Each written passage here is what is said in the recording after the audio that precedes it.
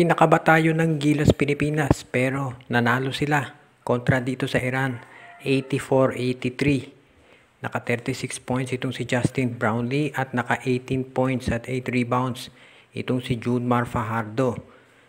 Kamuntik talaga at pinakaba talaga tayo dahil lumamang na ng 21 points ang Gilas ng third quarter at mukhang patapos na tanga. Parang cruise control na kumbaga.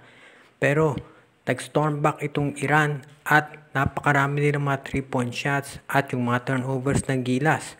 Ang nangyari nga, nagulat nga yung iba nung umabot na sa punto na nakalamang nga itong Iran at nag-back and forth sila nung last 2 minutes.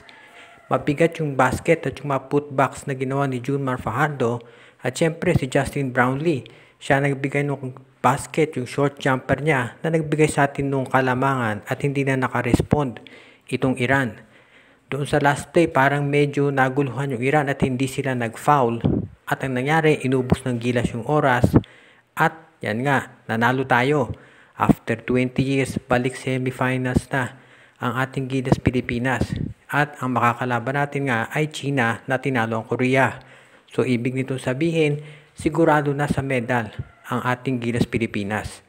Pero of course, hindi kontento si Coach Timco na basta-basta medal lang at ang talagang habol natin dyan ay yung gold. Sa ngayon, ang nakita natin doon sa game, unang-una ang ganda ng ball movement ng Gilas. Totoo, 3 players lang yung nakakontribute sa naka-double figures, pero nakakontribute naman yung iba sa depensa. At and of course, si Justin Brownlee, umpisa pa lang napakaraming 3-point shot na pinakawalan. At itong si Junmar Fajardo, nakita na natin, ano pa bang kailangan nating sabihin? Napakaganda ng performance niya sa rebounding at sa opensa. At sabi nga nung mga announcer, nag-iiba ang laro ng Gilas kapag si Junmar ay wala doon sa floor. Si Scotty, ang ganda rin ng rebounding, playmaking at scoring niya. At yung tatlong yun talaga ang nagdala dito sa Gilas Pilipinas.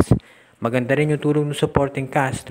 Pero syempre, kinakailangan pag-usapan din natin yung nangyari dito.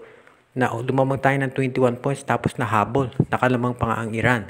Mabuti meron tayong composure, pero sa susunod kinakailangan mas maalagaan natin yung ganyang klaseng kalamangan.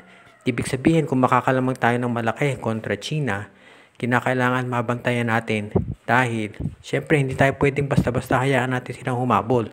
Ang importante dito yung composure at kahit naghahabol yung kalaban, kinakailangan i-close out natin yung perimeter defense dahil yung 3-point shooting talaga, yun ang matindi dito sa Asian Games. Kapag yan ay nabantayan natin, sigurado na mas malaki ang chance natin talunin itong China. Pero sa ngayon, syempre, medyo konting celebration dahil masaya tayo na nanalo nga kontra dito sa Iran at balik semifinals na ang Pilipinas sa Asian Games Basketball for Men.